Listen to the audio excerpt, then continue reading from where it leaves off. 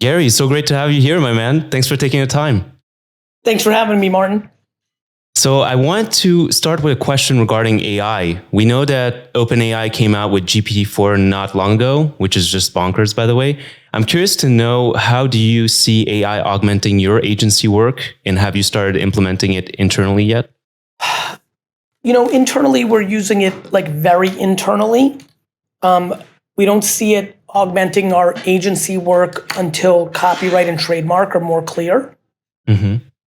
Right now, I think there's a lot of concern, confusion, optimism, clarity needed, curiosity on what are the sources of the creative and what are the commercial rights. So we can't use that for our content for clients because, we would be viable if right now we're still in we know it's coming, but we know there's a lot of things that need to be figured out. But as an internal tool, testing it, using it as a tool to brainstorm with and things of that nature, we're already starting to flirt. Very cool. I want to switch gears a bit and talk about what you're doing in the NFT space. You've launched VeeFriends 1, 2, book games, mini drops. You created VCon, which is a multi-day marketing and business super conference. And now you recently launched something called Burn Island, which I'm fascinated by because traditionally in collecting, there's no way as a creator to reduce your own supply when it's out in the wild.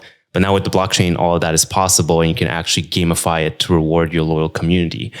I always thought about book games as a standalone collection where, you burn 5 tokens, you get a prize. But now what I'm seeing is you're tying it to your other NFTs, such as a VCon 2022 ticket, to give it a second life, so to speak. How do you see this seeping into the mainstream culture and brands in the future? Yeah, I think, over the next decade, NFT collectibles will continue to evolve. And, I'm very excited about that. My intuition is as people become more aware of the power of a technology, they'll build on it. So when the iPhone came out, in the first 6 months, one of the most popular iPhone apps was you could drink a beer with your iPhone. Your screen looked like beer. And I was like, oh my God. And then 5 minutes later, we have Waze and Uber and Instacart and, just profoundly important platforms and technologies that have changed our lives. And so similar to the blockchain, I think today with NFTs, people are, like myself, very focused on the collectibles part of it and the utility part, like I'm doing with VCon. But I think 5, 7, 12 years from now, we will be taken aback by the execution of what a smart contract can do. Plus, I think it will seep into our everyday life, right? Title insurance, tickets to events. Tickets to events when I was in high school were pieces of paper with a barcode. Right. Even before, even old enough where it was pieces of paper. And you put a barcode on it. Then they made it an email confirmation with a barcode. Now we have it as QR codes, right? Mm-hmm. It's not going to stop with QR codes. Mm-hmm. And so I think the blockchain is a very natural place for ticketing to go. And, what do I think? I think in the next 10 years, a lot of these behaviors that early founders like myself are in will become more mainstream. With Web3, I've definitely felt a deepening of community and loyalty towards brands and projects, so to speak. With that, I feel like both the love and the hate can be accentuated to extremes. How have you maneuvered communication in the NFT space, where the inherent value of the token is not only tied to what you do, but it's also tied to market conditions, speculation, FUD, all that stuff? What's a tip that you can give founders in the space to balance expectations and keep a healthy community? I think founders need to execute their mission. When I came out with VeeFriends, I needed to throw a 3-year conference that was attached to the VeeFriends, right? That's what I'm focused on. With Series 2, when you bought it, you got a box of trading cards. That was the utility, right? And then I care about building the intellectual property, like a Disney and a Marvel, but I'm like 2 years in. And so I've got to stay the course. Everything that's going on outside of that, that's not my control. That's not anything I can do. And you got to be empathetic to people that are concerned and that are, bought your project. I'm empathetic to that. You got to keep your ego in check and stay humble when people say you're great or this is great. And, I think for me professionally, I've always thought about staying very detached. Don't hear the cheering. respect why they're booing, but don't take it fully to heart as if like you suck, and just kind of work. And if you put in the good work, good things will come out on the other side.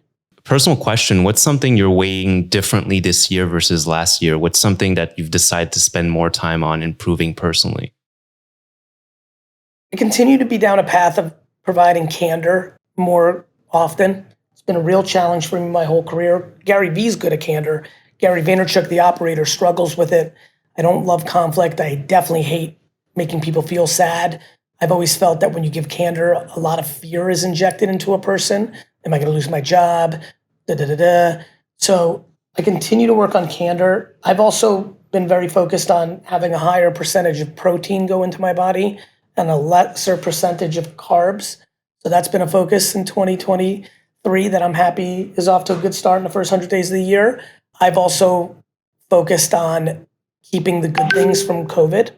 So I've traveled less when I haven't had to.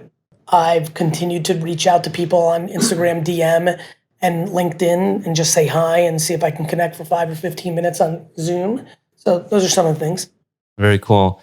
You mentioned your next book will be titled Perfectly Parented. Is that like in the works right now? I didn't say specifically my next book. I said a book I'm desperately trying to put out before I die is that. My next book is going to be Jab, Jab, Jab, Left Hook, which is a follow-up to a book I wrote 10 years ago, which talks about the state of the union of how to do social media content strategically. But I will write Perfectly Parented at some point. And, I continue to go through my journey as a human, as a parent. And, I think I can tell that it's not ready to be completely cooked. And so when it's ready, it's like a nice bottle of wine. I know it's a good bottle of wine. And I know if I opened it right now, it'd be really good. But I have a feeling if I wait for the perfect time to pop it, that it can be really profound. And I'd like to continue to sit on it. You often talk about how much your mom had an impact on you, on the person that you are today. Do you think it's foreseeable in the future to have you and her on the same podcast or in an interview? She's been very tough. I feel like I have a better chance to get like Obama and Trump on the podcast at the same time than I do to have my mom on it. She's incredibly private. And, she's just that behind the scenes kind of person. I'd like to sneak it in sometime before we can't sneak it in. And so hopefully over the next 40 years, I can trick her into it. How has your relationship with your dad evolved? I've seen you include more of him within your personal brand, and I think it's a beautiful thing. I saw him at VCon too. Do you have any advice on building a stronger and healthier relationship with your dad? As men, like who, depending on the culture that you were brought up with, we can be more reserved and show less emotion. So just curious about your thoughts on that. I think patience in relationship is important. I have a lot of important relationships in my life and they go through ebbs and flows. I'm not very crippled by where a relationship sits in a given day, week, month, even year. And if it's important enough, even decade. For me, I'm always trying to make relationships that matter stronger. Sometimes that's being more passive. Sometimes that's leaning in more. For my dad and I, it required us not working together for us to go on the journey where you saw at VCon. My dad and I were competitive with each other. And people can judge that. I think people tend to judge parents that are competitive with their children. I actually have never judged my dad ever with being competitive with me because I understand it too much. I understand what it means to be fiercely competitive, even at the cost of doing things that would be deemingly considered politically incorrect. I'm completely inappropriate at New York Jets football games to opposing fans. I'm the least version of myself in that environment. And so for me and my dad, somewhere around 2005, it started getting really challenging. I was asserting myself in the business. I had, for short of a better word, I had become the man to the distributors, to the customers, to our vendors, to the industry. I was 30 years old. My father was 52 years old. He was a young man. Yeah. And so, that's challenging. And for me, I was challenged because I was really doing the work and I wanted the freedom to do whatever I wanted. And my father, it was his business. And we we were butting heads at a lot of issues. I mean, we had a 20-year fight on should the employees be able to buy product at cost. 20 years. 20 years my father and I fought. Every month, every week, every year, 4 times a year, sometimes 23 times a year on one single issue. Should the employees be able to buy the product at our cost? I said yes, he said no. And were they able to? For certain periods they were, and certain periods they weren't, because we would go back and forth in our debates and in our policies because of our debates. And, it was a real challenge, and like one that I still am emotional about, and I know he is too. So much so I'm going to make sure D-Rock doesn't even like clip this, because it doesn't need any more exposure than what's already been given to it. But, so we needed to separate. And in that separation, we had a lot of feelings for a half a decade. So from 2011 to 2016, I think we were decompressing from our, 15 years together, day in and day out. And what you got to see was the culmination of a father who had gotten to such a level of pride, and a son who was able to achieve enough to create enough separation from his father, that we kind of just both got into our place where I got older and became empathetic of like, oh my God, how could I have ever asked my dad to be passive? When I was 22, I came into the business. He was 44, 3 years younger than I am now. And I'm like, hey man, go chill. I'm like just starting. He was 44.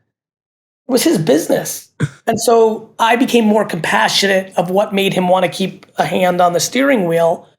And for him, I think once I got to a certain level where he actually realized we were not competing, it went from him competing to him being proud. That's beautiful. And that's awesome. For anybody who's a child listening right now, having your parents proud of you is just a wildly emotionally good feeling. And so I went from having to compete with my father, which I was frustrated by because I'm like, hey dude, I'm better than you. Like, really competing. Mm-hmm.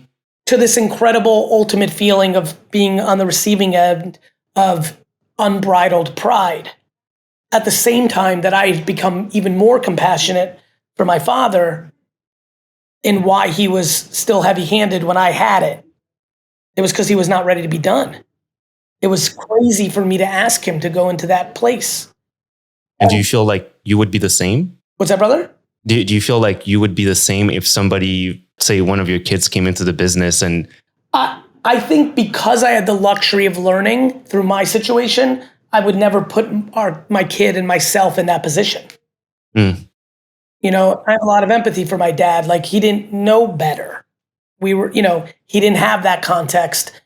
We were immigrants, like he knew that like the kid comes and helps out in the store. That's what families do for each other. It was very different. And so, yeah, I could never, I'm 47. So if I had a 25-year-old son who had the juice, he or daughter, he would or she would be doing something very different. I would team up with them, but not in my business. I need to continue to drive my business.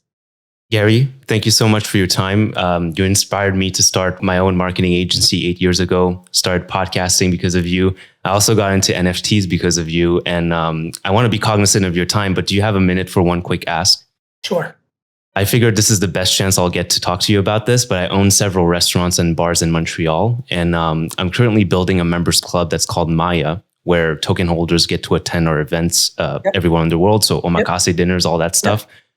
They will have access to our private cocktail bar, which is currently under construction. And I was wondering if at all it was possible to have you as a member. Would be an honor and a dream come true if you could hold one of our memberships. Send me an email on it and I'd love to. I'm very seriously considering it. Thank you so much. Cheers, brother.